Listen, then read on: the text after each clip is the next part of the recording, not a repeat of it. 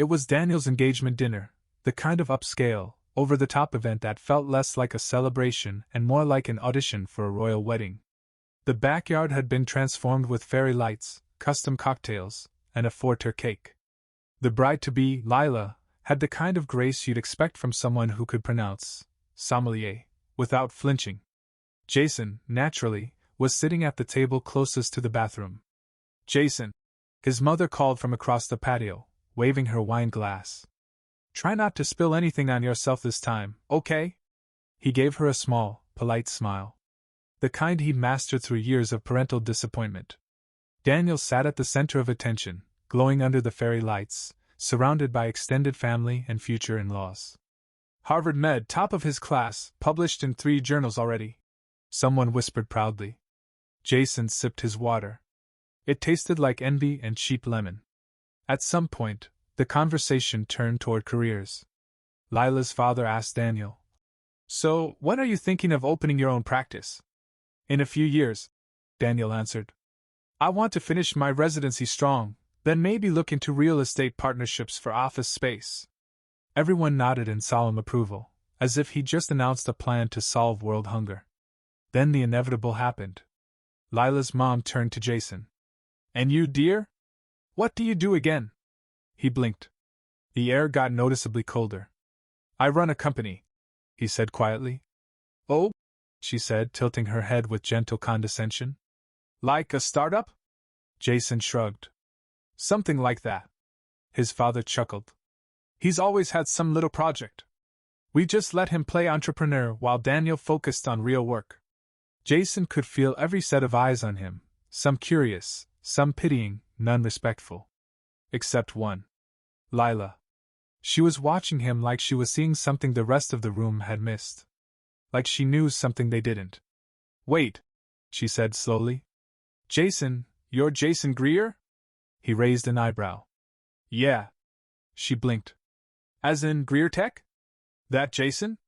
The patio went silent. Jason looked around. "Yes." Lila's mouth opened. Then shut. Then opened again. "You're the CEO of Greer Tech?" Jason nodded. Calmly. Like he just confirmed his Starbucks order. Lila turned to Daniel, wide-eyed. "Jason runs one of the fastest scaling AI analytics firms in the country." Daniel laughed. "Wait, what?" Jason pulled his phone from his pocket. Opened a tab. Turned it around. The home page of Greer Tech glowed on the screen. 500+ employees. Series D funding. Valuation north of $900 million. Lila whispered. "My company uses your platform." Jason smiled for the first time all evening. "I hope it's working well." There's a particular kind of silence that doesn't feel peaceful. It feels like something just detonated, and everyone's waiting to see where the pieces fall. That was the silence after Jason confirmed he was the CEO of Greer Tech. It lasted 6.3 seconds. He counted. Then his mother finally exhaled, sharply. Wait, you're saying you actually run that?" she asked, blinking like he just revealed he moonlights as a K-pop idol. Jason nodded, calm.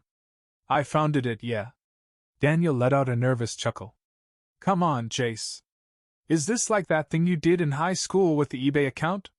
Jason turned his phone back around. "We have 517 full-time employees. Our Series D closed at a $930 million valuation 2 months ago." His father stared, mouth slightly open. That can't be right." Jason shrugged. "You're welcome to Google it." Lila already had. "It's all over TechCrunch. Forbes. Even Fortune." Jason sipped his water. Suddenly, that corner bathroom-adjacent table felt a lot less humiliating. Lila's mom cleared her throat. "Well, that's certainly unexpected." "Which is dinner party speak for. We misjudged you so hard it physically hurts." Daniel tried to smile, but it looked strained, like it had to fight its way through confusion and ego. "Why didn't you ever tell us?" Jason looked at him, measured. "You never asked?" That landed with a thud. Lila's dad, who had earlier dismissed Jason's career with polite disinterest, now leaned in. "What's the main product? If you don't mind me asking." "Predictive analytics platform," Jason said. We use machine learning to help large enterprises forecast supply chain risks.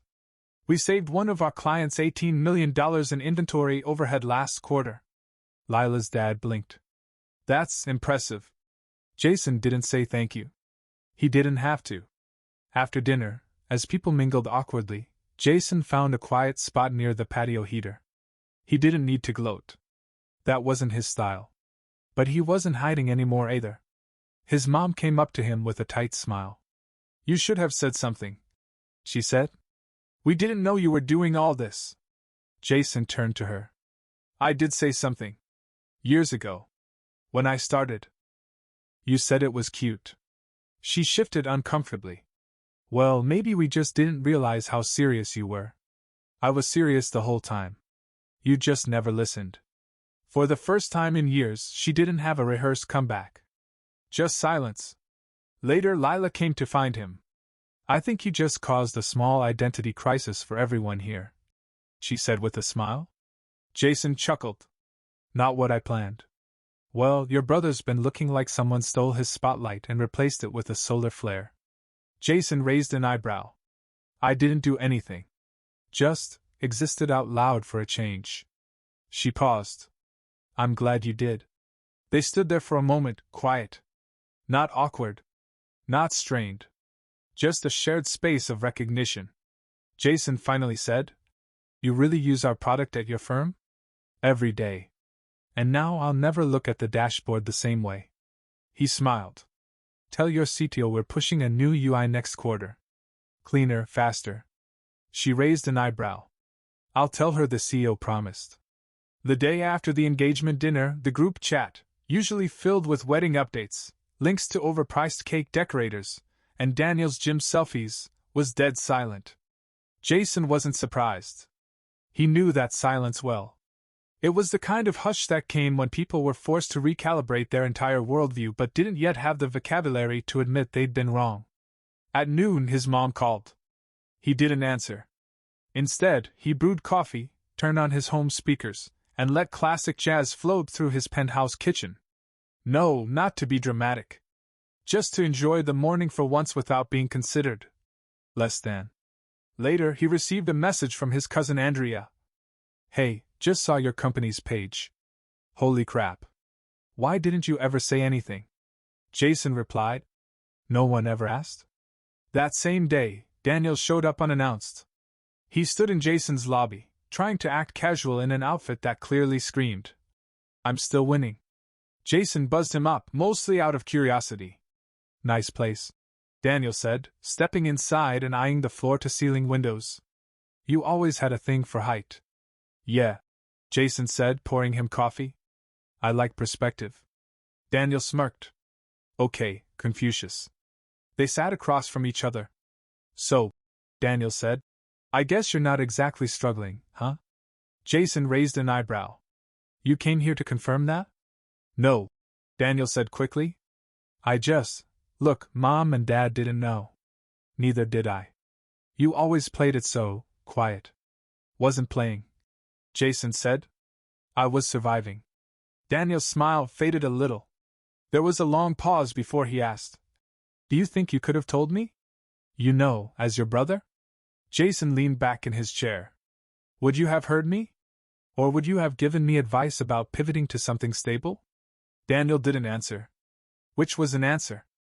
Later that week, at a family brunch, the awkward energy was so thick it could have been served with syrup.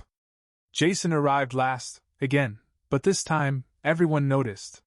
Jason, his dad said, louder than necessary. We saved you a seat. The chair wasn't by the bathroom anymore. It was directly across from Daniel. Jason sat. Nodded. Stayed silent. His aunt leaned in. So, this tech thing, are you, like, one of those self-made billionaires? Jason smiled politely. Not yet. Give it a few quarters. Lila giggled. Daniel did not. I just think it's wild, said Jason's uncle. We had no idea. You've been, running this for how long? 8 years, Jason replied. His dad blinked. That long? You called it my video game hobby for most of them. His mom winced. We didn't mean it like that. You meant it exactly like that. The table fell quiet again, Jason's new favorite genre of silence. After brunch, Lila pulled him aside. Daniel's been off, she said carefully. You know how he gets when he's not the center of attention. Jason raised an eyebrow. So he's been awake?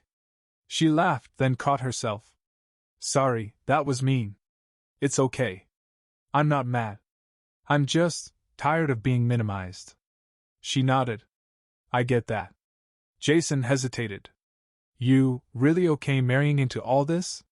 She shrugged. I'm not marrying the family. I'm marrying him. At least I think I am. That surprised him. She saw the look on his face and added, don't read too much into it. Just, things feel different now. Jason didn't press. He didn't need to. Some truths don't require commentary, they just sit there, glowing under the surface, waiting. If Daniel had a superpower, it was certainty. He walked through the world like everything would always bend in his favor. But certainty, Jason knew, was like cheap gold plating, shiny until scratched. And Jason had just scratched it. 2 days after the brunch, Jason was invited to dinner at their parents' house. Not summoned, not guilt-tripped, invited. That alone should have triggered a thunderstorm. He arrived to find a perfectly set table, complete with candles. His mother, who hadn't cooked in years, that's what Whole Foods is for, had actually made lasagna from scratch. We just thought it'd be nice, she said. Daniel was already there, scrolling his phone a little too fast, like each swipe was a silent scream. Jason took his seat. Dinner started politely. Too politely. Like everyone had memorized their lines and were afraid to improvise. So, his father began. How's the tech thing? Jason suppressed a smile. Good. We just closed a new federal contract. Department of Energy. His mother's eyebrows lifted. That sounds serious. It is. We're optimizing real-time data modeling for infrastructure. Daniel snorted under his breath. Sounds like buzzword salad. Jason didn't look at him. Buzzwords don't get you six-figure deals. Results do. Daniel went quiet again, eyes flicking down to his barely touched food. Their dad chuckled nervously. Well, either way, it's good to see you two doing well. Jason nodded. Thanks. His mother leaned in. You know, maybe you and Daniel could do something together. Like mixed medicine and technology? Jason finally looked up. I'm not interested in charity collaborations. The air shifted. Daniel's jaw clenched. You think I need charity? Jason took a sip of wine. I think you need to stop assuming I owe you validation. Boom. No yelling. No dramatics. Just truth, delivered without flinching. Daniel pushed back his chair. I have to take a call. He didn't. He walked outside and stood in the driveway for 15 minutes, staring at his phone like it owed him an apology. After dinner, Jason stayed behind to help clean. His mother, finally breaking the brittle niceness, asked, Why didn't you ever tell us? He looked at her. Would it have mattered? She didn't answer right away. I don't know. That's the problem. Later that night, Jason got a text from Lila. He's been weird since the dinner. Like he's trying to prove something. To you or to himself? Both, I think. Jason hesitated. Then replied, Tell him he doesn't have to prove anything to me. I already know who he is. There was no response for a while. Then, I think that's what scares him. 3 days later, Jason got a LinkedIn request from a name he hadn't seen in over a decade, Professor Alan Brower. Their old high school mentor. The one who wrote Daniel's medical school recommendation, and gently suggested Jason consider a trade. Jason accepted the request. A few minutes later, a message came through. Heard about Greer Tech. Seems I underestimated you. Well done. Jason didn't reply. Instead, he archived the message and smiled. It wasn't about being underestimated anymore. It was about not needing to prove anything at all. Daniel's spiral began subtly. It started with a forgotten lunch date with Lila. Then a snippy email to one of his interns that mysteriously leaked into the hospital group chat. Then came the day he skipped his own engagement photo shoot because he was overwhelmed by back-to-back patient consults, except he'd posted a photo at the golf course an hour later with the caption, "Earned this." Jason didn't comment. He didn't need to. Because now people were watching. And not just the family. A few of Jason's colleagues from Greer Tech were invited to the engagement party planning meeting, Lila's idea. She wanted to bring both worlds together, she'd said brightly, as if she wasn't throwing a match into a powder keg. Jason had initially declined, but Lila pushed. "You need to show your face. You're the brother. And frankly, you're the only adult in this room half the time." Hard to argue with that. The meeting was held at a sleek event space downtown, all white marble, exposed wood, and subtle lighting. Jason arrived last, wearing a blazer, no tie, and a confidence that made people straighten when he walked in. Daniel was already there, scrolling through Pinterest boards like it was a job interview. When the event coordinator asked about budgeting for media coverage, Daniel rolled his eyes. "Let's not go crazy. This isn't the Met Gala." Jason raised an eyebrow. "It's not the Met Gala, but your guest list has a waiting list. Might be worth investing in documentation." Daniel laughed a little too loud. "Sure, tech guy. Because you're suddenly the expert in social appearances." One of Jason's team members, Clara, leaned over to whisper, "He always like this." Jason gave a one-word answer. "Worse." The tension was visible. Lila noticed too. She pulled Jason aside after the meeting. "Can I ask you something?" she said quietly. "Do you think he's okay?" Jason didn't answer right away. She pressed. "I mean, does this feel like him to you?" Jason finally said. "Feels like the version of him that shows up when there's no one else left to impress." Lila looked away. "He's never been this insecure." Jason softened. "Maybe he always was. Just didn't have a mirror until now." Back at home, Jason opened a text thread with their mom. It had a new message. "Your father and I were talking. We feel like Daniel's under a lot of pressure. Maybe you could tone things down a bit at these events? Just until after the wedding." He stared at it for a long time. "Tone down what?" he replied. "Just your success. The business talk. It's making things tense." He didn't reply. Instead, he screenshotted it and sent it to Lila with one line. "Guess I'm the problem again." She replied instantly. "No. They're just uncomfortable with accountability." That night, Jason sat on his balcony, sipping tea instead of wine. Not because he was brooding. He just needed clarity. Daniel's pedestal wasn't just fragile, it was hollow. And the family was still trying to patch it with borrowed sentiment instead of truth. Jason had spent years internalizing the idea that staying quiet made life easier. But now, silence just made space for delusion. He wasn't here to win. He was just done losing by default. The thing about pedestals is, they don't just elevate. They isolate. And Daniel was now fully aware of how far he was from solid ground. The following week brought the charity gala. It was the kind of event Daniel used to glide through, arm on Lila's waist, drink in hand, trading warm grins and humble brags with politicians and hospital board members. But this time, his smile had a crack running down the center. Jason had been invited as a formality. Daniel had even suggested to Lila, "He won't come. He hates these kinds of things." Jason came. In a midnight black suit, tailored just enough to whisper power without shouting it. He walked into the venue like he'd already solved the room. And Lila saw it. So did Daniel. At the entrance, Jason was intercepted by the founder of a medical software nonprofit. "You're Jason Greer, right? Greer Tech?" Jason nodded, shook hands, exchanged cards. Daniel watched from the bar, jaw tight. "Who's that?" a donor asked. "Just my brother," Daniel replied, like the word was a gnat he couldn't swat away. Dinner was even worse. Jason ended up seated next to the mayor's tech liaison, who practically leaned across Daniel to ask Jason about that predictive analytics platform the DOE is raving about.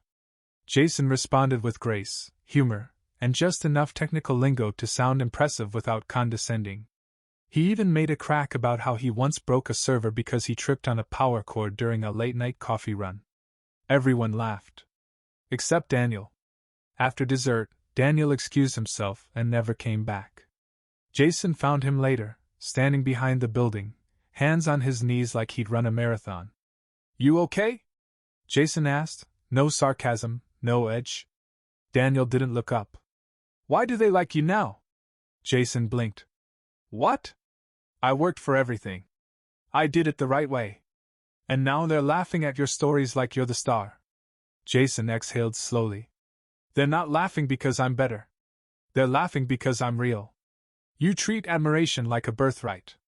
I treat it like a gift. Daniel looked up, eyes bloodshot. You think I don't see it? Lila looks at you differently now. Jason was quiet. She talks to you about things she used to come to me for. It's like you replaced me in my own life. Jason finally spoke. I didn't replace you. I just stopped pretending I wasn't worth being seen. Daniel turned away. Maybe I don't want to be seen anymore. The next day, Jason got a call from their mother. We're worried about Daniel. Jason held the phone away for a beat, then put it back to his ear. So am I. He's under so much pressure. The hospital, the wedding, the family expectations. You mean the expectations you helped build? She sighed. Jason, this isn't helping. You asked why I didn't tell you about my company. This is why. Because somehow, even when he's the one spiraling, I'm still expected to make it easier for him. There was a long pause. Then, quietly, you always were the strong one.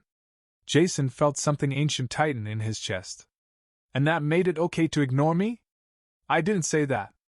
You didn't have to. He hung up. Later that evening, Lila showed up at his apartment unannounced. She looked tired. And determined. I know this is messy, she said. But I need to ask you something. Jason opened the door wider. Come in. She sat on the couch like she rehearsed this moment. If I call off the engagement, it won't be because of you.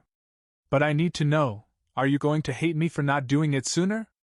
Jason blinked. What? I've known for a while that Daniel wasn't built for long-term honesty.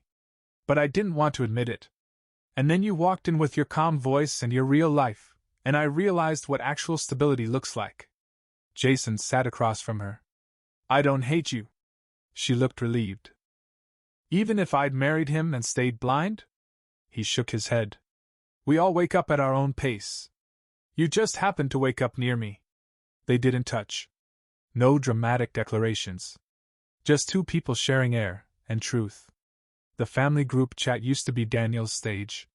Birthday reminders, engagement updates, humble brags about hospital awards. He ruled it like a benevolent monarch.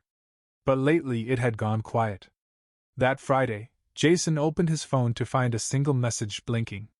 Mom, can we have a family dinner this Sunday? Just us. No emojis. That was how you knew it was serious. Jason showed up in jeans and a polo shirt. No blazer, no performance. Daniel arrived late, 5 minutes past the start, eyes red-rimmed, tie crooked. He looked like a man who'd slept in his car, emotionally if not literally. Sorry, he mumbled, sitting down and pouring himself water like it was whiskey. Their mother gave him a thin smile. You're here. That's what matters. Jason resisted the urge to roll his eyes. He'd done that for years, offering grace, giving the benefit of the doubt. But now, he was tired of translating dysfunction into love. Dinner began. Small talk stumbled. Their father brought up a local news article about Greer Tech's Department of Energy deal, clearly trying to validate Jason without actually acknowledging him. Jason nodded politely. Yeah, that was a solid win. Daniel stabbed his pasta. Funny how you get wins without anyone even noticing you play. Their mom frowned. Daniel. No, let him talk, Jason said quietly. Daniel set his fork down. You were invisible for a decade, and now suddenly you're the benchmark. Everyone's comparing me to you, Lila, Dad, strangers at parties. Jason tilted his head. You sure they're comparing? Or are you just noticing you're not the only one being seen anymore? That shut the table up. Their father cleared his throat. We're not here to fight. Jason laughed softly. We're not fighting. We're just, finally hearing each other without the applause track. Daniel's voice cracked. You think you're better than me now? No, Jason said calmly.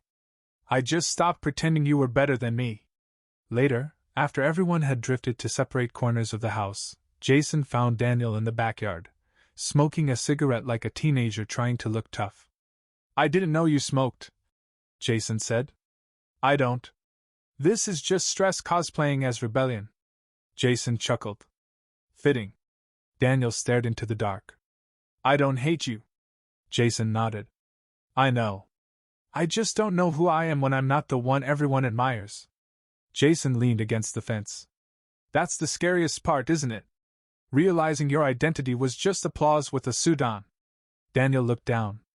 Lila's going to leave me, isn't she? Jason didn't answer. He didn't need to. I thought I had time to get it together, Daniel whispered. To be who she thinks I am. Jason shook his head. She never needed you to be perfect. She needed you to be honest. Daniel crushed the cigarette. Too late? Jason paused. Only if you keep pretending it's not. The next morning, Jason got a message from Lila. I called off the wedding. He read it twice. Then once more. A follow-up came seconds later. I told your mom I just needed time. But really, I need a life that doesn't feel like I'm playing supporting actress in someone else's fantasy. Jason replied after a long moment. You deserve to be the lead. So do you, she wrote. Back at Greer Tech, Jason sat in his office looking over expansion numbers. The silence felt earned now, not imposed. Clara knocked once and peeked in. You good? Getting there, Jason said. You know your brother's name's trending, right? Jason blinked. What? She walked in and handed him her phone. A thread on social media was going viral, an anonymous post from a junior hospital staffer describing Daniel's emotional outbursts and erratic behavior. It was written with care, but the implication was clear. Daniel had been burning bridges in private, and now the fire was catching wind. Jason didn't smile. He just said, That's a long fall from a fragile throne. Jason stood in his childhood bedroom, now barely a guest room, flipping through an old photo album his mother had quietly left on the dresser. It was full of images. Daniel in front of science fair trophies. Daniel on vacation holding up fish. Daniel posing with the principal after a high school award. Jason was in the corners, holding the balloon, pouring juice, cropped halfway out of frame. He closed the book softly. There was no bitterness left in him, only clarity. It wasn't malice, just misplacement. His parents hadn't known where to put him, so they placed him in the background and forgot to check if he'd grown. The news cycle churned faster than anyone expected. After the anonymous staffer's post about Daniel went viral, more testimonials surfaced. Nothing scandalous, just patterns. Erratic moods, entitled behavior, professional condescension. It didn't ruin him, but it dimmed the glow. And in a family that measured love in luminance, that was enough. Jason's parents tried to manage it the only way they knew how, crisis spin in family group chat form. Dad, people exaggerate online. Let's support Daniel right now. Mom, this will pass. Jason, maybe you could talk to your contacts about pulling some of these stories down? Jason didn't reply. Instead, he texted Lila. Free for lunch? Always, she replied. They met at a small, sunlit place near the Greer Tech offices. No white tablecloths. No pretense. Over soup and bread, she asked. Do you regret it? Jason tilted his head. Regret what? Not playing their games sooner. You could have taken the spotlight if you wanted it. Jason smiled softly. That was never the goal. Lila sipped her tea. What was? To be seen. But on my own terms. She nodded. You are now. Jason chuckled. Funny, isn't it? I thought success would change them. Make them look at me differently. And did it? He paused. No. But it changed the way I look at myself. And that's enough. The next weekend, he visited his parents one last time, not for confrontation, but for closure. They offered lunch. He declined. His father fumbled with a compliment. We're proud of you, son. Jason nodded. Thank you? His mother asked. Are you angry with us? He considered. No. Just not willing to carry the weight of being invisible anymore. You were never invisible, she said too quickly. Jason gave her a look. Then why do I only exist to fix what Daniel breaks? Silence. He didn't wait for an answer. Instead, he placed an envelope on the table, 2 wedding invitations inside. Not Daniel's. His own. Lila's name beside his. His parents blinked. We're keeping it small, Jason said. Not for drama. Just peace. Peace, his father repeated, like it was a foreign concept. Congratulations, his mother managed. Jason stood to leave. I hope Daniel finds peace, too. I really do. But I'm done paying for him to chase it. Later that night, Jason stood alone on the rooftop of Greer downtown office, watching the city breathe. Lila joined him silently, a glass of wine in each hand. They didn't speak for a while. Then, softly, she asked, Do you ever miss the version of you they knew? Jason shook his head. He never really existed.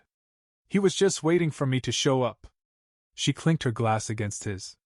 Well, you're here now.